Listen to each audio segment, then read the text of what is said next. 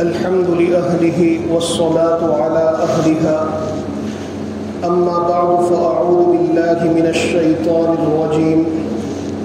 بسم الله الرحمن الرحيم إن الذين يؤذون الله ورسوله لعنهم الله في الدنيا والآخرة ولهم عذاب عظيم صدق الله العظيم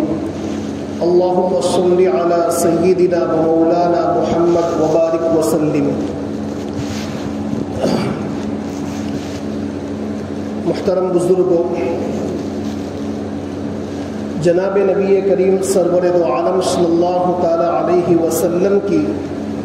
ذات بابرکت سے متعلق چند باتیں پہلے میں نے عرض کی تھی کہ آپ علیہ الصلوۃ والسلام نے اپنی زندگی کے اندر متعدد نکاح، ایک سے زائد نکاح کیوں فرمائے، اور میں نے وعدہ کیا تھا کہ اس کی پوری تفصیلات انشاءاللہ اگلی مجلسوں کے اندر ذکر کروں گا ترتیب سے.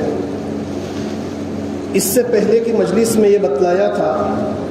کہ دنیا کے اندر ایک طبقہ تو دشمنان اسلام کا ہے، یہودیوں کا ہے، عیسائیوں کا ہے،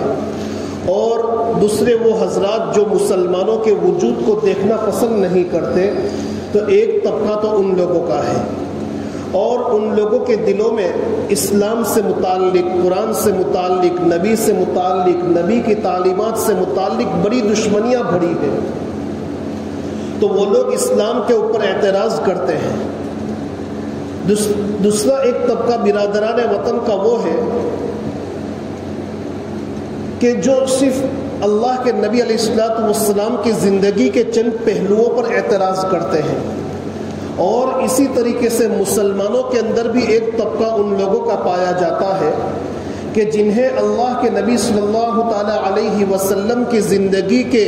کچھ پہلو پر اور آپ علیہ الصلوۃ والسلام کی زندگی کی کچھ باتوں پر ان کو اعتراض ہے،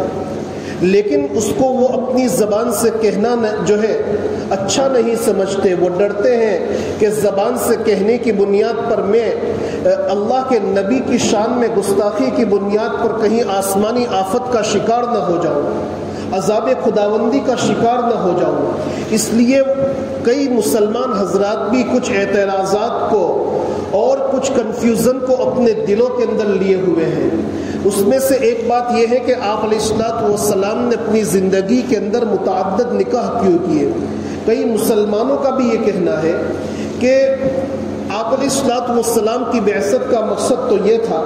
کہ آپ علیہ الصلوۃ والسلام اللہ کے دین کی اشاعت کرے، اللہ کے پیغام کو لوگوں تک پہنچاوے،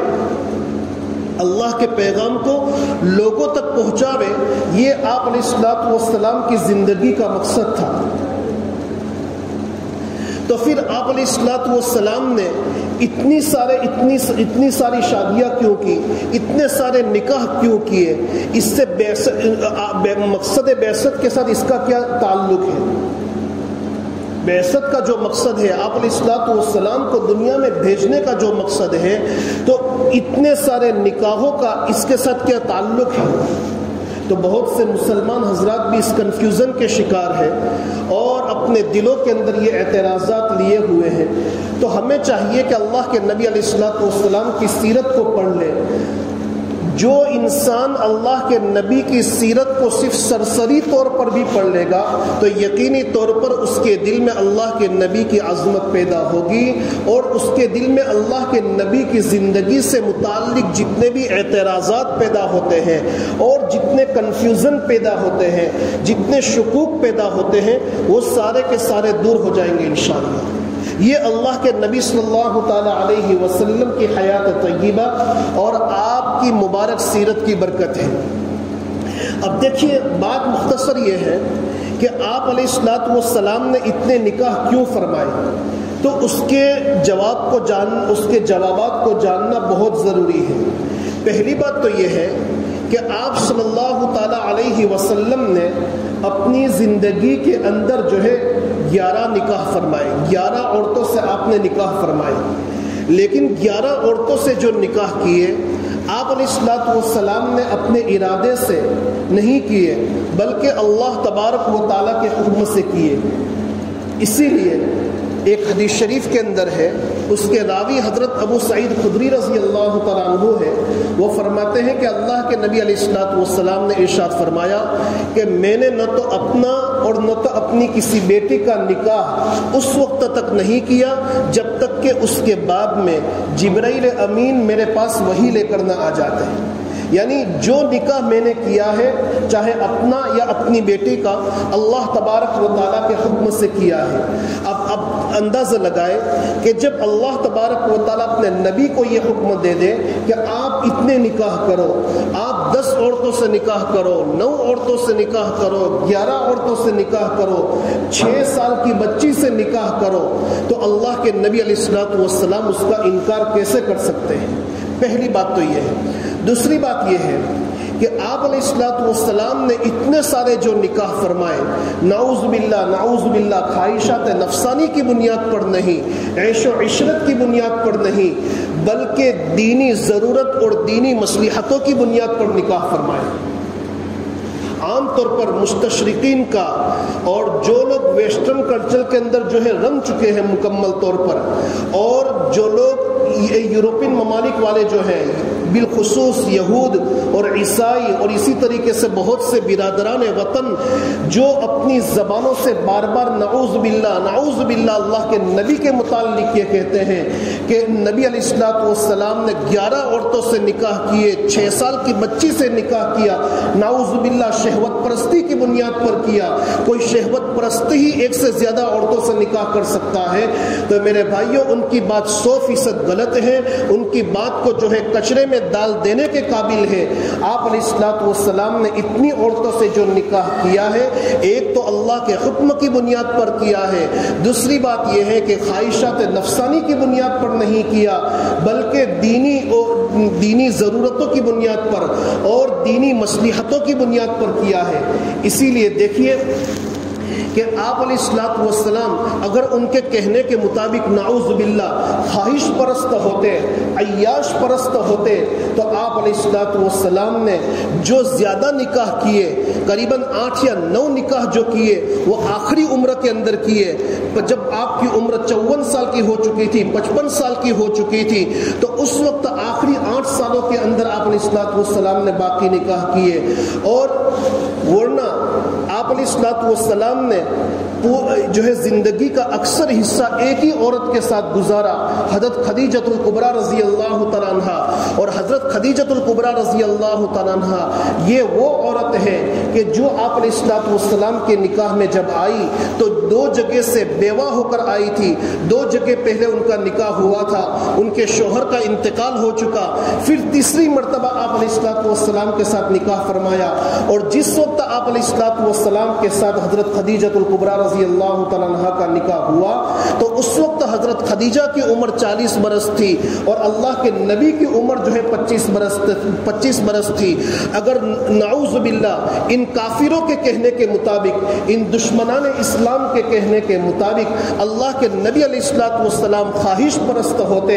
اور جو ہے عیاش پرست ہوتے، تو اللہ کے نبی علیہ الصلوۃ والسلام 25 سال کی جوانی کی عمر کہ جہاں انسان کے جذبات، انسان کی خواہشات اور انسان کے سارے ارمان جو ہے بالکل جوان ہوتے ہیں، ایسے عالم کے اندر اللہ کے نبی علیہ الصلوۃ والسلام ایک بیوہ عورت اور اپنے سے 15 سال بڑی عورت کے ساتھ نکاح نہ فرماتے۔ آج کسی سے کہا جائے کہ بھائی ایک عورت ہے جو صرف 20 سال کی ہے لیکن 2 جگہ سے بیوہ ہو کر آئی ہے، کوئی اس سے نکاح کے لیے تیار نہیں ہوگا۔ معلوم ہوا کہ حضرت خدیجہ کے ساتھ آپ نے جو نکاح فرمایا وہ خواہشات نفسانی کی بنیاد پر نہیں، دینی ضرورت کی بنیاد پر فرمایا۔ پھر جب تک حضرت خدیجۃ الکبریٰ رضی اللہ تعالیٰ عنہ بقید حیات تھی، آپ نے کوئی دوسرا نکاح نہیں فرمایا، ساری اولاد آپ سے ہوئی، حضرت طیب، حضرت طاہر، حضرت عبداللہ، حضرت ابراہیم، حضرت رقیہ، حضرت ام کلثوم، یہ ساری کی ساری جو ہے اولاد آپ علیہ الصلوۃ والسلام کی حضرت خدیجۃ الکبریٰ رضی اللہ تعالیٰ عنہ سے ہوئی، سوائے حضرت ابراہیم کے جو حضرت ماریہ قبطیہ جو آپ علیہ الصلوۃ والسلام کی باندھی تھی اس کے بطن سے پیدا ہوئی۔ پھر جب حضرت خدیجۃ الکبریٰ رضی اللہ تعالیٰ عنہ کا انتقال ہوا تو اس وقت آپ علیہ الصلوۃ والسلام نے دوسرا نکاح فرمایا، جبکہ آپ کی عمر اس وقت 50 سال سے گزر چکی تھی، تو اس وقت آپ نے دوسرا نکاح فرمایا حضرت سودا رضی اللہ تعالیٰ عنہ سے، جو بھی، اور حضرت سودا رضی اللہ تعالیٰ عنہ کی عمر آپ علیہ الصلوۃ والسلام کی عمر کے برابر تھی۔ نعوذ باللہ آپ علیہ الصلوۃ والسلام عیاش پرست ہوتے تو کسی کنواری سے نکاح فرماتے، لیکن آپ علیہ الصلوۃ والسلام ایک بیوہ عورت سے نکاح فرما رہے ہیں جو بوڑھی ہو چکی ہے۔ اور پھر دیکھیے آپ علیہ الصلوۃ والسلام کی زندگی کے دو دور ہیں، ایک تو مدنی زندگی، ایک مکی زندگی۔ مکی زندگی کے اندر کوئی احکام نہیں تھے، وہاں تو صرف توحید کی دعوت دینا تھا، لوگوں کو ایک اللہ کی طرف بلانا تھا کہ ایک اللہ کی طرف آ جاؤ تم کامیاب ہو جاؤ گے، صرف کلمہ توحید کی دعوت دینا تھا۔ مکی زندگی کے اندر کوئی احکام نہیں تھے، نہ نماز فرض ہوئی تھی، نہ زکوٰۃ فرض ہوئی تھی، نہ روزے فرض ہوئے تھے، نہ حج فرض ہوئی تھی، کچھ نہیں۔ لیکن جب مدینہ المنورہ پہنچے تو سن ہجری 2 سے احکام شروع ہوئے، نماز کا حکم آیا، زکوٰۃ کا حکم آیا، حج کا حکم آیا۔ تو پھر اس وقت آپ علیہ الصلوۃ والسلام نے 1 سے زائد عورتوں سے شادی فرمائی، اور آپ علیہ الصلوۃ والسلام نے اس وقت حضرت عائشہ صدیقہ رضی اللہ تعالیٰ عنہ سے نکاح فرمایا، بلکہ اس وقت آپ علیہ الصلوۃ والسلام کے گھر میں جو آپ علیہ الصلوۃ والسلام کے یہاں حضرت عائشہ صدیقہ رضی اللہ تعالیٰ عنہ کی رخصتی عمل میں آئی، اس لیے کہ حضرت عائشہ صدیقہ رضی اللہ تعالیٰ عنہ انتہائی ذہین عورت تھی، انتہائی سمجھدار عورت تھی، اور ان کا حافظہ بھی بالکل جو ہے قوی تھا بچپنے کی بنیاد پر، تو ضرورت تھی کہ جو شریعت کے سارے احکام کو محفوظ کر سکے۔ تو جب آسمان سے احکام نازل ہونا شروع ہوئے تو اس وقت حضرت عائشہ صدیقہ رضی اللہ تعالیٰ عنہ آپ کے گھر میں تشریف لائی، اور یہ کہا جاتا ہے کہ دنیا کے اندر علم کا ایک بہت بڑا حصہ، علم دین کا ایک بہت بڑا حصہ حضرت عائشہ صدیقہ رضی اللہ تعالیٰ عنہ کے ذریعے سے پھیلا۔ تو یہ دینی مقصد تھا۔ تیسری بات یہ ہے کہ آپ علیہ الصلوۃ والسلام نے باقی 8 عورتوں سے جو نکاح فرمایا، جتنی بھی عورتوں سے نکاح فرمایا، ان ساری عورتوں میں سے صرف حضرت عائشہ صدیقہ رضی اللہ تعالیٰ عنہ وہ ایک ایسی عورت ہے جو کنواری عورت تھی، باقی ساری عورتیں بیوہ تھیں، ساری عورتیں دوسری جگہوں سے آئی تھیں، ساری عورتیں بیوہ تھیں۔ اگر دشمنان اسلام کے کہنے کے مطابق آپ علیہ الصلوۃ والسلام عیاش پرست ہوتے تو نعوذ باللہ آپ علیہ الصلوۃ والسلام کنواری عورتوں سے شادی فرماتے، اس لیے کہ آپ علیہ الصلوۃ والسلام کے لیے تو صرف حکم ہی کرنا تھا کہ میں فلاں عورت سے شادی کرنا چاہتا ہوں، ہر ایک اپنی جان کو لٹانے کے لیے تیار تھا، لیکن آپ علیہ الصلوۃ والسلام نے محض اور محض دینی مصلحت کی بنیاد پر، دینی ضرورتوں کی بنیاد پر صرف بیوہ عورتوں سے نکاح فرمایا۔ تیسری بات یہ ہے، چوتھی بات یہ ہے کہ دیکھیے اللہ کے نبی صلی اللہ تعالی علیہ وسلم کی زندگی کے 2 حصے ہیں، ایک تو آپ علیہ الصلوۃ والسلام کی جلوت کی زندگی، ایک خلوت کی زندگی۔ جلوت کی زندگی کا مطلب یہ ہے کہ گھر کے باہر کی زندگی، گھر سے باہر کی زندگی، مسجد کی زندگی، بازاروں کی زندگی، میدان جہاد کی زندگی، اسی طریقے سے راستوں پر چلنے پھرنے، دوست و احباب اور اپنے متعلقین سے ملاقات وغیرہ کی زندگی۔ تو یہ گھر کے باہر کی زندگی، یہ جلوت کی زندگی کہا جاتا ہے۔ اور ایک ہے آپ کی پرسنل لائف، آپ کی خانگی زندگی، کہ آپ علیہ الصلوۃ والسلام جب گھر میں تشریف لاتے تو بیویوں کے ساتھ آپ کا کیا معاملہ ہوتا، اولاد کے ساتھ آپ کا کیا معاملہ ہوتا، بیویوں کو کس بات کی تعلیم دیتے، گھر کے کون سے کام کاج کے اندر آپ ہاتھ بٹاتے تھے، گھر کے اندر آپ کی عبادت کس طریقے کی ہوتی تھی۔ اگر گھر کی عورتیں ان ساری چیزوں کو محفوظ نہ کرتی تو آپ علیہ الصلوۃ والسلام کی تہجد کی رکعات کا ہمیں علم نہ ہوتا کہ آپ علیہ الصلوۃ والسلام کتنی رکعت تہجد پڑھتے تھے، آپ علیہ الصلوۃ والسلام گھر میں کون سی نماز پڑھتے تھے، ان ساری نمازوں کا ہمیں علم نہ ہوتا۔ تو دوسری زندگی آپ کی خانگی زندگی ہے، اور یہ بھی یاد رکھیے کہ آپ علیہ الصلوۃ والسلام کی زندگی کی ہر نقل و حرکت، آپ کا قول، آپ کا فعل، آپ کا ہر عمل، اس کا نام ہے شریعت۔ اور یہ شریعت یہ آخری شریعت ہے. اس شریعت کو قیامت تک باقی رہنا ہے. قیامت تک کوئی دوسری شریعت آنے والی نہیں ہے. جب قیامت تک کوئی دوسری شریعت آنے والی نہیں ہے اور آپ علیہ الصلوۃ والسلام کی زندگی کی ہر نقل و حرکت اور آپ کے قول فعل، آپ کی ہر بات، آپ کے ہر عمل کا نام شریعت ہے، تو ضرورت تھی کہ آپ علیہ الصلوۃ والسلام کی جس طریقے سے باہر کی زندگی کو محفوظ کیا گیا، باہر کی زندگی کے ایک ایک لمحے کو اور ایک ایک نقل و حرکت کو محفوظ کیا گیا، تو گھر کے اندر کی زندگی کی ایک ایک نقل و حرکت کو محفوظ کیا جاوے، پرسنل لائف کی ایک ایک مومنٹ کو جو ہے محفوظ کیا جاوے. اس کی ضرورت تھی، اس لیے کہ یہ بھی شریعت کا حصہ ہے. اسی لیے اللہ تبارک و تعالیٰ نے جناب نبی کریم سرور دو عالم صلی اللہ تعالیٰ علیہ وسلم کو حکم دیا کہ جیسے باہر کی جلوت کی زندگی کو محفوظ کرنا ایک صحابی کا کام نہیں، اسی طریقے سے آپ کی پرسنل لائف کو محفوظ کرنا ایک عورت کا کام نہیں، بلکہ اس کے لیے ضرورت ہے کہ آپ علیہ الصلوۃ والسلام متعدد نکاح فرماویں، آپ کو نکاح کے اعتبار سے وسعت دی جاوے اور آپ علیہ الصلوۃ والسلام ایک سے زیادہ نکاح کریں اور اس نکاح کی بنیاد پر آپ کی پرسنل لائف محفوظ ہو. دوسری بات یہ ہے کہ آپ علیہ الصلوۃ والسلام ہمیشہ جو بھی اپنی زبان سے بات ارشاد فرماتے اس کو کر کے دکھاتے ہیں. جب آپ علیہ الصلوۃ والسلام نے حکم دیا کہ ایک سے زائد عورتوں سے نکاح کرنا شریعت میں حلال ہے تو صرف کہہ کر نہیں بتلایا، کر کے دکھایا. اور یہی آپ علیہ الصلوۃ والسلام کی زندگی تھی اور آپ کی زندگی کا مقصد تھا کہ جو بات کرے وہ کر کے دکھائے. دنیا کے اندر عام طور پر یہ سمجھا جاتا ہے اگر آج کوئی آدمی ہمارے سماج کے اندر، ہمارے معاشرے کے اندر یا مسلم طبقے کے اندر اگر کوئی آدمی دوسرا نکاح کر لیتا ہے تو اس کو مجرم سمجھا جاتا ہے. دیکھیے ایک سے زائد نکاح کرنا یہ کوئی بری بات نہیں، بلکہ یہ تو شریعت کا حکم ہے، یہ تو ہماری عزت اور پاک دامنی کا جو ہے ضامن ہے.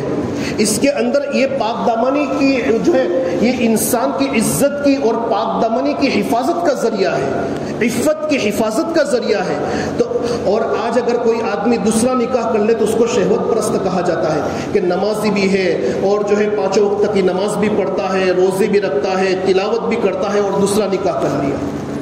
تیسرا نکاح کر لیا. اس کو برا سمجھا جاتا ہے، اس کو شہوت پرست سمجھا جاتا ہے، اس کو مجرم سمجھا جاتا ہے. میرے بھائیوں، وہ نکاح کرنے والا مجرم نہیں ہے بلکہ اس کو تانا دینے والا مجرم ہے، اس کو تانا دینے والا مجرم ہے. دوسرا نکاح کرنا یہ تو شریعت نے ہم کو حکم دیا ہے کہ اس کی بنیاد پر انسان کی عزت کی حفاظت ہوتی ہے، ماں بہنوں کی اور بیٹیوں کی حفاظت ہوتی ہے. اسی لیے میں آپ کو ایک بنیادی بات بتلاتا ہوں کہ آج مسلمانوں کے اندر عام طور پر دیکھ لیجئے کہ ہر ایک کے ہاتھ میں موبائل ہے. عزت اور پاک دامنی کی حفاظت جو ہے آج مسلمانوں کی باقی نہیں رہی ہے. بہت کم مسلمان جن کو انگلیوں پر گنا جا سکتا ہے انہی کی عزت اور جو ہے پاک دامنی ان کی محفوظ ہے. اس لیے کہ شادی ہو جانے کے باوجود ہم جو ہے واٹس ایپ کے اوپر،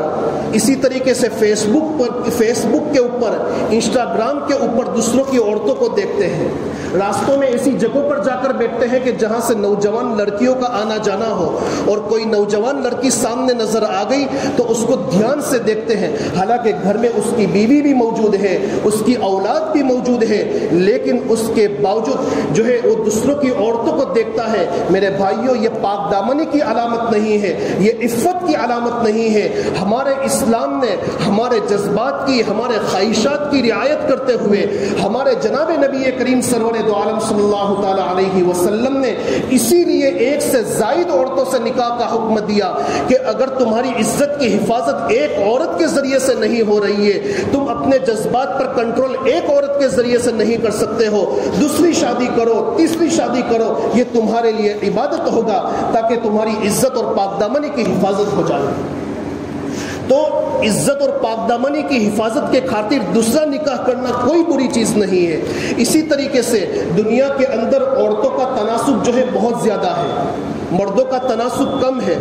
تو اگر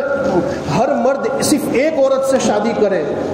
اور دوسری عورتیں ایسے ہی باقی رہ جاویں تو بہت سی عورتیں زنا کی مرتکب ہو جائے گی. تو ایسے بہت سے مسائل ہیں جن کی اور تفصیل انشاءاللہ میں اگلی مجلس میں ذکر کروں گا. اللہ تبارک و تعالی جو ہے عمل کی توفیق عطا فرماوے. وآخر دعوانا ان الحمد للہ رب العالمین.